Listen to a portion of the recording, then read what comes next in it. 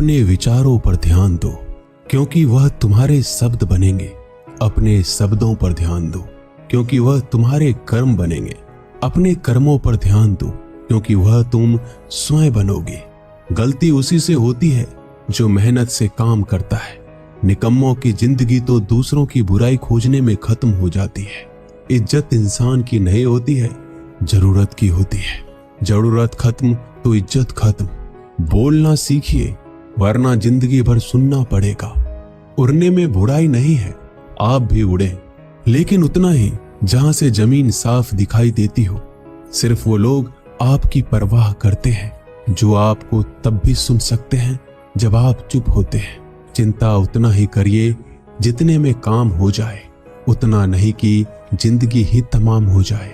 आप अपने शब्दों को चाहे जितनी भी समझदारी से बोलिए, लेकिन सुनने वाला अपनी योग्यता और अपने मन के विचारों के अनुसार उसका मतलब निकालता है।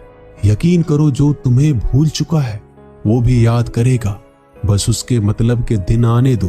कहानी जिंदगी की यही है कि इसमें मनचाहा किरदार नहीं मिलता। जिंदगी तो अपने दम पर ही जी जाती है। दूसरों के कंधों पे तो सिर्फ जनाजे उठाए जाते हैं। आपकी मुस्कान, आपके चेहरे पे भगवान के हस्ताक्षर हैं। उसे अपने आंसुओं से धुल लें या क्रोध से मिटने ना दे। कोई भी व्यक्ति हमारा मित्र या शत्रु बनकर संसार में नहीं आता। हमारा व्यवहार और शब्द ही लोगों को मित्र और शत्रु बनाता है। जो व्यक्ति हर वक्त दुख का रोना रोता है, उसके द्वार पर खड़ा सुख बाहर से ही लौट जाता है।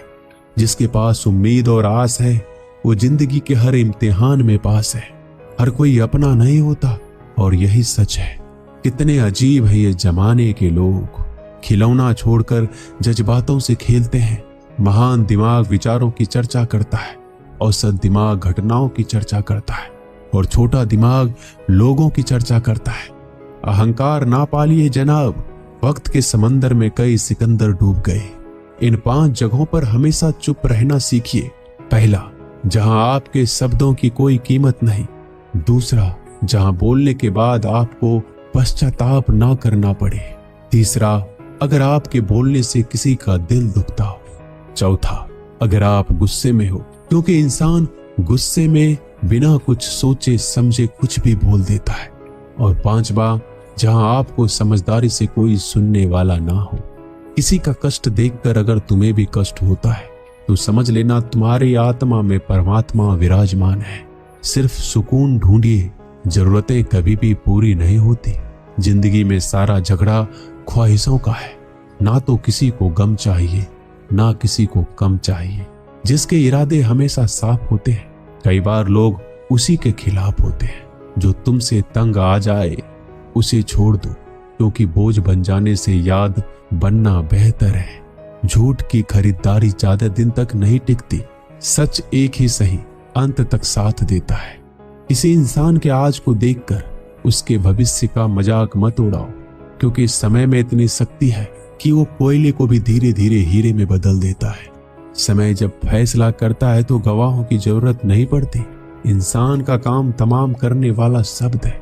कल करूंगा, ना तो अधिक बोलना अच्छा है, ना ही जरूरत से ज्यादा चुप रहना। जैसे बहुत अधिक वर्षा होना भी अच्छी बात नहीं है, और बहुत अधिक धूप भी अच्छी नहीं होती।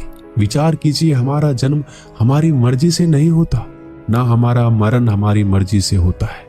इस जन्म मरण के बीच में होने वाली सारी व्यवस्था हमारी मर्जी से कैसे हो सकती है। जिंदगी में हर मौके का फायदा उठाओ, पर किसी के मजबूरी का नहीं। अगर जिंदगी मौका देती है तो धोखा भी देती है। जिंदगी की सबसे अच्छी दवा है जिम्मेदारी। एक बार पी लीजिए साहब, जिंदगी भर थकने नहीं देगी। जीवन में प्रयास सदैव कीजिए। लक्ष्य मिले या अनुभव, दोनों ही अमूल्य है। जिंदगी में तकलीफें तो हवा के झोंकों सी होती है, जो आती है और चली जाती है, पर ये जब जब आती है तो सभी के नकाब उतार कर जाती है। जो आपने सोचा है जरूरी नहीं कि वो मिल जाए, मगर जो भगवान ने सोचा है वो आपको जरूर मिलेगा। इंसान कर्म करने में अपनी मनमानी कर सकता है, मगर फल भोगने में अपना वो होता है जिसके साथ बातें खुलकर की जा सके। ना कि संभल कर मनुष्य अहंकार और गलतफहमी के कारण महत्वपूर्ण चीजों से दूर रहता है। गलतफहमियां सच नहीं बताती और अहंकार सत्य को देखने नहीं देता। अगर आपके साथ जिंदगी खेल रही है तो आप निश्चित ही एक बेहतरीन खिलाड़ी होंगे। जिंदगी का काम है ठोकर मारना, बिखरना है या निखरना है ये तो आप पर निर्भर करता है। आज तुम्हारे जीवन में कितनी मुसीबतें हैं इससे कोई फर्क नहीं पड़ता। फर्क पड़ता है तो बस इस बात से कि तुम उसका सामना कैसे करते हो। मनुष्य को इस संसार में जो भी मिला है उसमें उसको खुश रहना चाहिए। जो नहीं मिला है उसके लिए दुख नहीं मनाना चाहिए। इंसान ने जितना उसके लिए सोचा है भगवान ने उसके लिए उससे ज्यादा सोच कर रखा है। इसलिए कभी भी किसी चीज के बारे में चिंता मत करो। प्रभु श्री राम ने घर में विरोध सहा है, कान्हा ने भी समाज में बहुत सहा है और यह आपके साथ भी होगा। पर अगर इससे आप ऊपर उठोगे तो ही कुछ नाम बनेगा। दूसरों पर निर्भर रहने वाले लोग कभी खुश नहीं रह पाते। इसलिए इस लायक बनिए कि आपकी इच्छाओं का आप स्वयं पूरा कर सके। एक गांव में आग लग गई। आग बढ़ती जा रही थी। गांव वाले अपनी जान बचाने हेतु इधर उधर भाग रहे थे। एक चिड़िया ने इस दृश्य को देखा और अपनी चोंच में पानी भरकर आग बुझाने का प्रयास करने लगा। वो बार बार अपनी चोंच में पानी लाती और आग पर डालती। जब गांव वाले ने चिड़िया को आग पर पानी डालते देखा तो उनमें भी जोश आ गया और बोला, अगर ये चिड़िया प्रयास कर रही है तो हम क्यों नहीं कर सकते। सबने प्रयास किया और आग बुझ गई। ये सब एक कौवा देख रहा था। उसने चिड़िया से कहा कि तेरे पानी डालने से कुछ होना तो था नहीं, फिर ये क्यों कर रही थी। चिड़िया ने कहा, मेरे पानी डालने से कुछ हुआ या नहीं हुआ, लेकिन मुझे गर्व है कि जब इस आग की बात होगी तो मेरी गिनती आग बुझाने वालों में होगी, तेरी तरह तमाशा देखने वालों में नहीं। एक बार एक किसान अपने खेत में काम कर रहा था। खेत में काम करते करते किसान की घड़ी खो गई। कुछ साल पहले ये घड़ी किसान को उसके पिताजी ने दी थी, इसलिए वो घड़ी उस किसान के लिए बहुत कीमती थी। अब किसान सब काम छोड़कर घड़ी ढूंढने लगा, लेकिन बहुत देर होने के बाद भी वो घड़ी नहीं मिली। तभी किसान ने पास में खेल रहे बच्चों को बुलाया और उनसे कहा, बच्चों, इस खेत में मेरी घड़ी गुम गई है। मैं बहुत देर से घड़ी ढूंढ एक दर्जी जो ट्रिपल सिलाई करके रहा। तुम में से जो मेरी घड़ी ढूंढने में मदद करेगा मैं उसे एक इनाम दूंगा। इनाम के उत्साह में सब बच्चे उस घड़ी को ढूंढने में लग गए, लेकिन इतने बड़े खेत में छोटी सी घड़ी ढूंढना बहुत ही मुश्किल काम था। कुछ घंटों बाद सब बच्चे जाने लगे। किसान ने भी अपनी उम्मीद छोड़ दी। वो भी घर जाने की तैयारी कर रहा था। आखिर में एक बच्चा किसान के पास आया और बड़े शान से कहा कि सब बच्चे चले गए, बस मुझे थोड़ी देर और घड़ी ढूंढने दीजिए।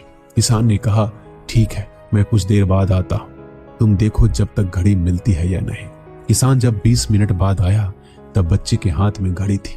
किसान आश्चर्यचकित हो गया और बच्चे से पूछा, इतना जल्दी तुमको घड़ी कैसे मिल गई। बच्चे ने कहा, सब जा चुके थे। अब इतनी शांति थी कि मैं धीरे धीरे पूरे खेत में घूमकर आवाज सुनने लगा।